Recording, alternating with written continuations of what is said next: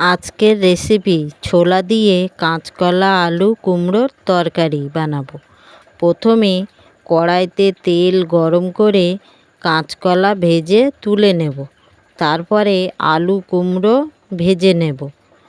এরপরে ওই তেলে কালো জিরে ফোড়ন দিয়ে রসুনের কোয়া, কাঁচা লঙ্কা, ছোলা দিয়ে একটু ভেজে হলুদ গুঁড়ো দিয়ে নেড়েচেড়ে পোস্ত আদা বাটা দিয়ে একটু কষিয়ে ভেজে রাখা আলু কুমড়ো দিয়ে নাড়াচাড়া করে পরিমাণ মতো লবণ, অল্প জল দিয়ে নেড়েচেড়ে ঢাকা দেব।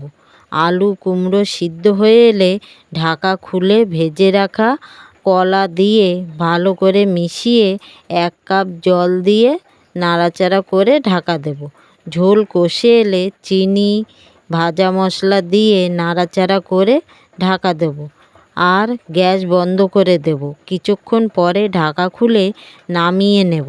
রুটি বা লুচি দিয়ে দারুণ লাগবে। তোমাদের ভালো লাগলে লাইক কমেন্ট করে জানিও। ধন্যবাদ।